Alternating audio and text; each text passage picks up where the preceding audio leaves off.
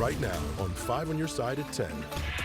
Not as brisk for the weekend ahead. Why the limited rain chance likely doesn't limit your weekend plans. Demanding action. The harsh word Senator Josh Hawley has for officials when it comes to cleanup at the Westlake landfill. But first tonight, a trip through the drive-thru ends with unauthorized charges. One person said that this overdrew their account. Customers out hundreds of dollars after paying for their food. The warning from police. Customers who visited a Wentzville Wendy's over the last week need to check their accounts. Good evening, I'm Mike Bush, and Allred has the night off. Police are warning that people may have fraudulent charges. 5 on your side, Laura Barczewski explains what to look for. Laura? Well, Mike, police say the unauthorized charge would have appeared anywhere from a few minutes to even a day after going through the Wentzville Wendy's drive-thru. And while police do have a suspect in custody, they believe there could be more victims. Wentzville police say in the span of about a week, nearly a dozen people found fraudulent charges on their bank statements after visiting the Wendy's off Wentzville Parkway on West Pierce Boulevard. So there were several customers that had, say, a $12 food charge or $14 and some change. But then just moments after they left Wendy's, they noticed a charge for $200. One woman who wanted to remain anonymous to protect her identity says the charge showed up a whole day after the Wendy's charge. I was going through the charges for October, and I asked them, I go, what is this $200 charge? And it said something like precious clot is what it came through as, and it was one of those Square charges. Square is a program often used by small businesses or independent sellers with the ability to swipe credit cards on a cell phone. The victims found each other through a Facebook post, all of them sharing they had charges for the same amount under a similar name. Those are personal accounts, and with the holidays coming, there are people like, I don't have, like one person said that this overdrew their account. So that was concerning, and I feel sorry for people because guess who suffered from this? All of us victims suffered. We had to take time out of our day to deal with it. We had to call the banks. We had to get new debit cards ordered. Police say these scams can happen anywhere, and it's important right now to keep an eye on what's coming out of your bank account. I would say maybe don't use the card that's linked to where your income source is. A lot of times a debit card will be where someone accepts their paycheck into their account. So maybe use a credit card because sometimes that offers a little bit more protection. The victim says the Wendy's managers she spoke with said they do not condone this, but there was not much they could do on their end since it didn't directly go through Wendy's systems. I reached out to Wendy's for comment, but did not hear back yet. If this has happened to you, Wentzville police want you to call them right away at 636-639-2126 and bring in a copy of that bank statement or send a screenshot of that fraudulent charge. Mike. It felt like December the past couple of days, but it looks like we are getting a bit of a warm-up just in time for the first weekend of November. Chief Meteorologist Scott Connell has a first look at the Weather First forecast. Yeah, the Weather First forecast is actually a pretty decent one for this weekend. Remember last Saturday and Sunday, we had the cold air in here, temperatures in the 40s. It was damp, it was dreary, it was brisk, breezy. Well, we're going to have some clouds this weekend, but it's a lot warmer. Here's how it started on this Thursday with the sun rising over St. Louis early this morning. Yes, it was still chilly. Some of us were down into the 20s. Many of us, though, started this morning in the 30s. That's not a bad deal. And with all that sunshine through the course of the day, we saw those temperatures bounce and do so pretty quickly. We actually topped out at 65. This is how it ended this evening in Florissant with the sun setting under, again, a mostly clear sky. Wish we could keep that mostly clear sky into the weekend. Sadly, that's not going to be the case. We'll keep it into tomorrow. Temperatures tonight dropping back into the 40s and 50s. As we look ahead towards the weekend, we bring the clouds back into St. Louis. There's a warming trend this weekend. Clouds are returning tomorrow night into Saturday, but limited rain chances. We'll talk more about that and just how warm it gets in a few minutes, Mike. Scott, thanks. Clean it up now. Those were some of the stern words Missouri Senator Josh Hawley had today for the Environmental Protection Agency. Hawley is demanding that federal officials finally clean up radioactive contamination at the Westlake landfill in Bridgeton. Our Robert Townsend is here now with more on Hawley's fiery message. Mike, today a clearly frustrated Senator Josh Hawley made his comments during a hearing with the EPA in Washington. For decades now, this has been going on. For decades, and it's not cleaned up at all. Senator Hawley is talking about the radioactive waste from World War II that was dumped at the Westlake landfill in Bridgeton between July and October of 1973. Now today he told the EPA, quote, working class people who live in the area have been dying for years from cancer and other autoimmune diseases due to the contamination. Hawley says the federal government continues to ignore the problem. Go look at the cancer rates in the St. Louis region, you'll find them off the charts. You go look at breast cancer for women in particular in the St. Louis region, you'll find it is the leading center of it in the nation. In the nation. This has got to stop. And we need the EPA to clean this site up. In May, EPA officials said their research shows the radioactive waste is mostly contained to a 200-acre site at Westlake landfill. Now, they did not say anything about any previous exposure or health risks created by the site. At that time, the EPA also said it would move to pre-cleanup work that would take months, and once that's done, the cleanup will begin at that contaminated site. Board of Aldermen President Megan Green is suing the city. The suit is over how the city handled the Jason Stockley protest. Green filed the suit 5 years ago, but is now moving the suit from federal court to state court. Green claims police used excessive force, and she and other protesters were tear-gassed in the Central West End in 2017. Green's attorney calls the move strategic. The case law on First Amendment claims has changed over the last few years. There are things within federal court that allow these cases to drag on for years. The city of St. Louis has already paid out about $10 million in settlements to people who say they were the victims of excessive force and were wrongfully arrested during the protests. 2 teens are now facing multiple charges in connection to an attempted carjacking in Ladue. It happened around 4 on Wednesday afternoon on Ladue Ridge Road. Police say they spotted the suspect's minivan around 9:30 in Jennings, but when they tried to pull it over, the driver took off. After the van crashed, police say the teens took off running. Officers eventually arrested the 14 and 15-year-old. They are charged with assault and endangering the welfare of a child. Students in Soulard do not want new neighbors. They protested today against 2 proposed marijuana dispensaries moving in, one right across the street. Students from Lift for Life Academy came out with their signs and their voices. Kind Goods and Good Day Farm have plans to open nearby, but students say there is no place there for the dispensary. Missouri state law requires dispensaries to be 1,000 feet away from schools, but St. Louis opted out of the law in 2020. What are we teaching our kids? What are we showing the kids? Marijuana is normal. I get that it's legal, but kids shouldn't be seeing that every single day. If it's drugs, either way it goes. We really don't want nothing close to here, but we'll try to make the stands here. Alderwoman Kara Spencer says she will look into how other cities have handled distance requirements, and she's allocating $1 million in American Rescue Plan funding towards studying zoning issues across the city. Tonight, health leaders in both St. Louis and St. Louis County are sounding the alarm. They're seeing growing cases of sexually transmitted illnesses, and they're afraid it's having an impact on newborns. 5 on your side's Brent Solomon is live downtown, where officials say there's work to be done to get more resources to pregnant women. Brent. Well, health leaders say over the past couple of years, nearly 5 dozen children have been born with syphilis. That's more cases than in the previous 2 decades combined. Health leaders say it should serve as a wake-up call. Where you have one STI, there's always the chance that you're going to have another STI. That's why Suzanne Alexander with the St. Louis Health Department says now is the time to act. City and county leaders putting out a health alert Thursday. Increased incidence of HIV and syphilis co-infection.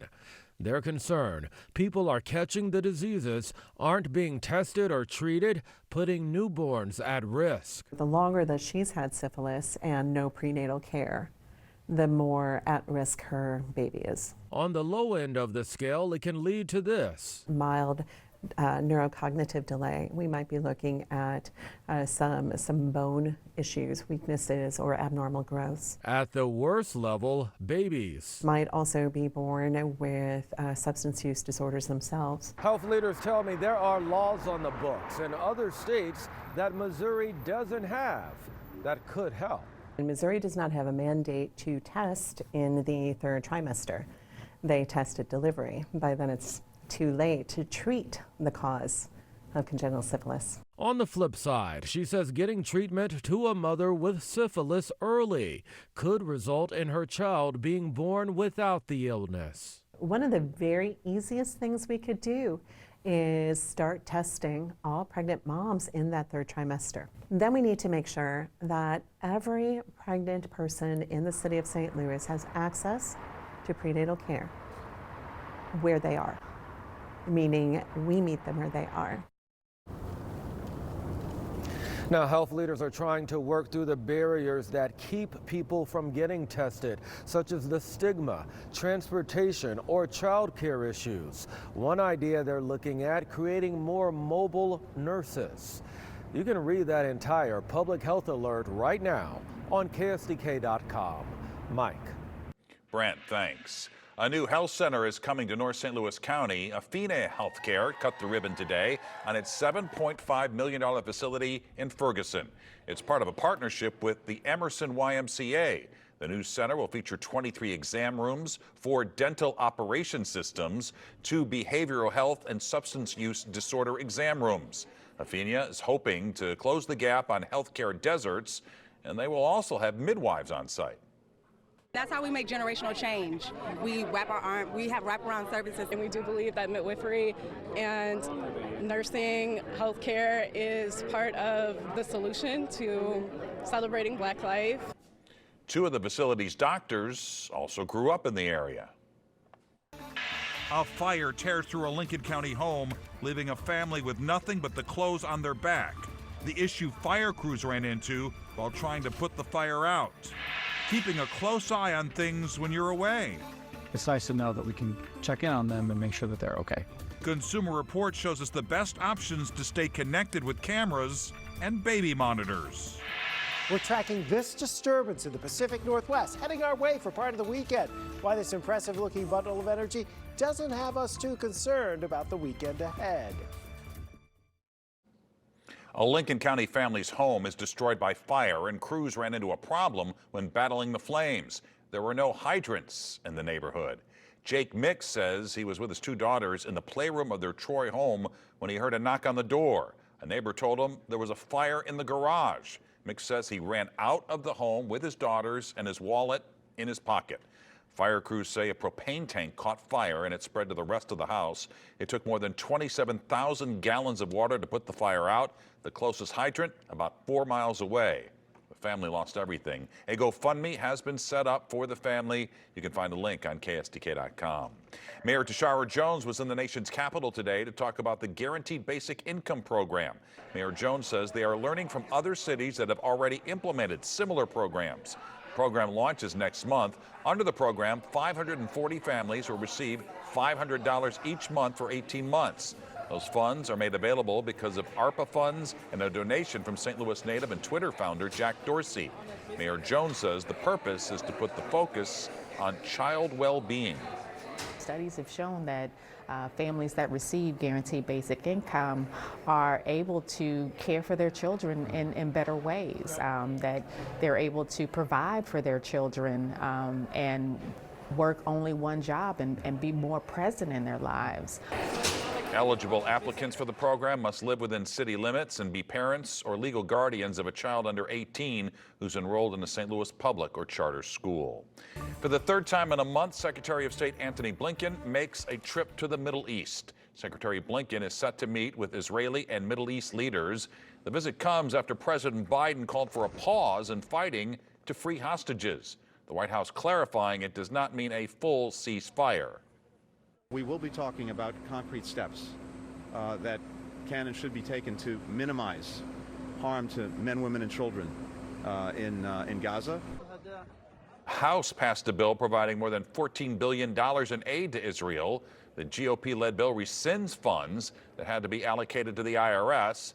Democrats called the proposal deeply flawed and said the Senate will not take it up. It would be separate from any legislation on aid to Ukraine.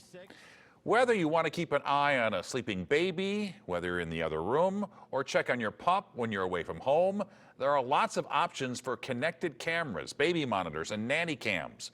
But with so many types and features, how do you know which one is best for you? CR explains what you need to look for. Jonathan Sellemans likes knowing he can always catch a glimpse of his children or his cats, even when he's away on business. It's nice to know that we can check in on them and make sure that they're okay. When it comes to cameras for your home, there are plenty of different types and brands on the market. Consumer Reports has more than 70 home security cameras or nanny cams and more than a dozen baby monitors in its ratings. So what's the difference? The big difference between nanny cams and baby monitors is that most baby monitors actually don't connect to the internet and don't record footage. You'll just be able to view a live feed of your baby. You view that feed on the display unit that comes with most models. One big security benefit to that, the video feed stays local and is less likely to get hacked. Important features you should look for when shopping for a baby monitor: HD screen resolution, two-way talk, optional additional cameras, temperature sensors, sound lights that turn on when the baby cries, and an infrared function that lets you watch your baby in the dark. CR recommends these monitors from Eufy and VTech, which both did well in its tests. If you want to check the feed while you're away from home, you'll want a nanny cam with features like Canon tilt, so it's the ability to remotely move the camera around and change its view. Local video storage, that way you don't have to pay for a subscription. Loud noise detection, so even if the camera doesn't see something, it'll still record. Also, monitoring or activity zones, which let you highlight different parts of a room to keep an eye on. CR recommends these models from Wyze and Lorix. Both have Jonathan's favorite feature: two-way audio. We use the intercom on the cameras to scare the heck out of each other. It's a lot of fun. Well, you can use these cameras for more than just kids and pets, like keeping an eye on contractors doing work in your house when you're not home. And if you have an Amazon Echo Show, you can easily turn that into a home security camera. Just Google the directions. Chief Meteorologist Scott Connell joins us now with that weather first forecast, and we're talking about a bit of a warm-up, Scott. Yeah, we are. Temperatures are going to stay in the 60s for highs the next few days. Not as cold over the next few mornings either. We've had some pretty chilly mornings.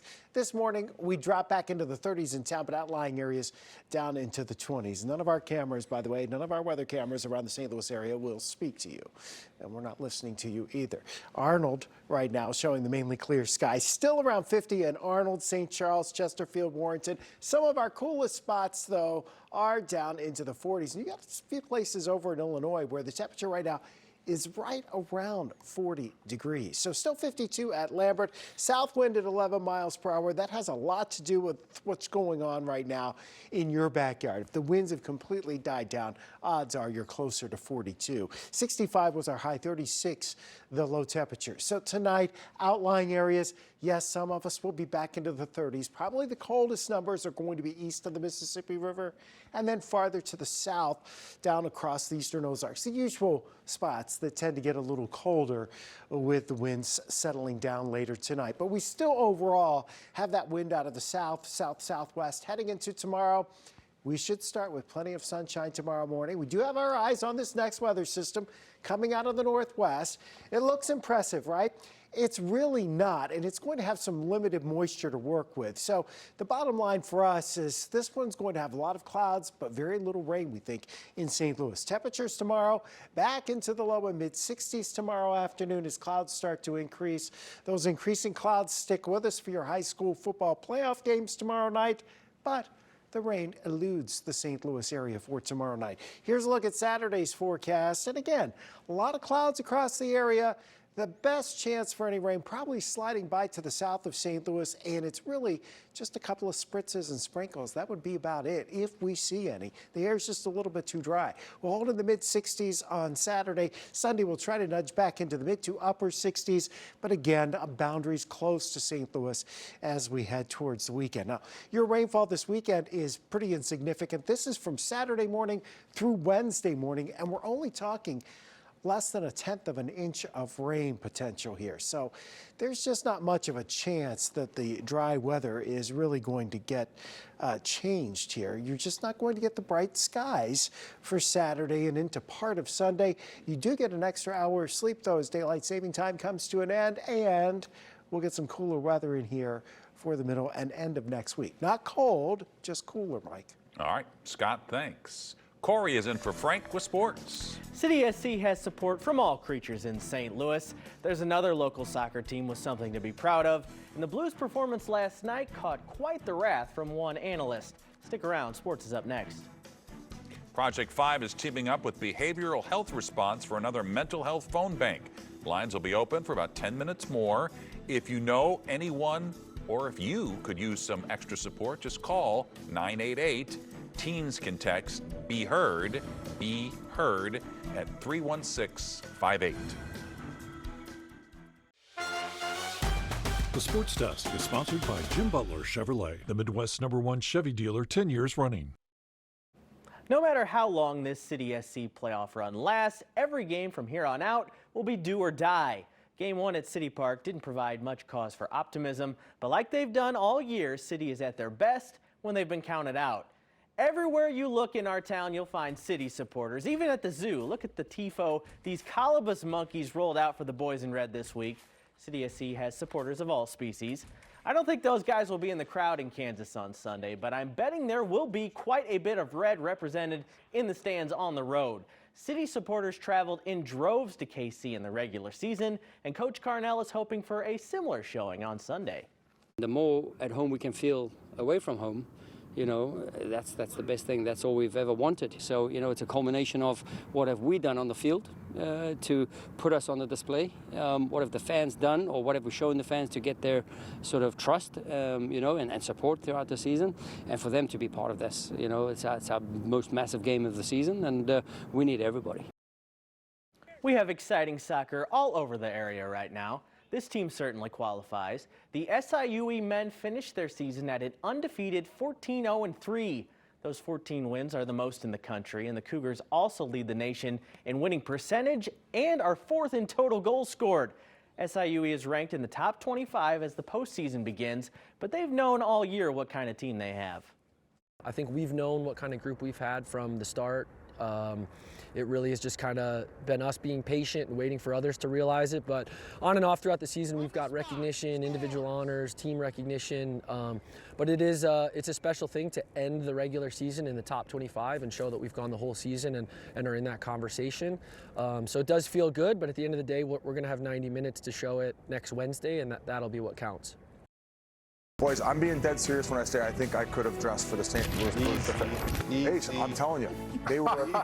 Wait, they turned over the puck 100 times that period. I think I could have survived that period and not looked out of place as far as how the St. Louis Blues defense played. I'm with and you. we can leave it I'm at with that. you. Thank you. There Thank you go.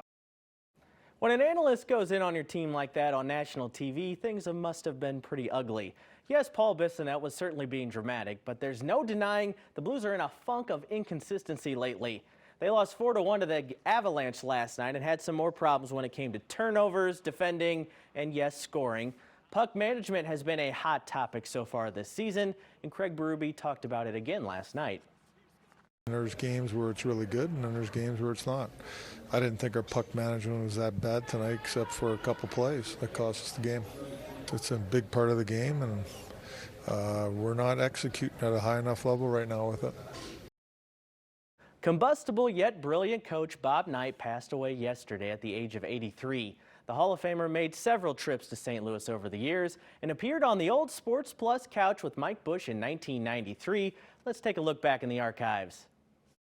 Teachers have changed, but it seems just looking at Bobby Knight, your principles have never changed. Has that been difficult? Well, I may be anachronistic. I mean, I'm not so sure that in some cases I have really, quote, kept up with the times, but I'm not sure that keeping up with the times is in always the best interests of kids that I have anything to do with, i.e. The players that I have. You can watch that whole interview with Mike and Bob Knight on our YouTube channel right now. And of all the people you had on Sports Plus, he had to be one of the most intimidating. He was definitely intimidating, but he could not have been nicer that day. So Maybe we got lucky. We will miss him. Thank you, Corey. Well, some stores are giving people something to be thankful for this holiday season. The dinner deal they are serving up to save you some cash. Feasting on a budget this Thanksgiving? Target is offering a turkey dinner with all of the fixings for just $25. The meal will feed 4 people and includes a 10-pound bird, potatoes, green beans, cranberry sauce, stuffing, and gravy. And Walmart has 2 bargain meals available. One you cook from scratch, and there's a ready-to-bake option. Halloween is behind us, so now it's go time for the holiday shopping season. The National Retail Federation says shoppers are expected to spend more than they did last year despite high inflation. And they're getting an early start trying to find the best deals. The top items, beauty and self-care products and gift cards. Black Friday is still the best day to shop to get the best bang for your buck. And there you have it, 5 on your side at 10. The Tonight Show starring Jimmy Fallon is next. Start your day with Today in St. Louis beginning at 4 a.m. and have a great tomorrow.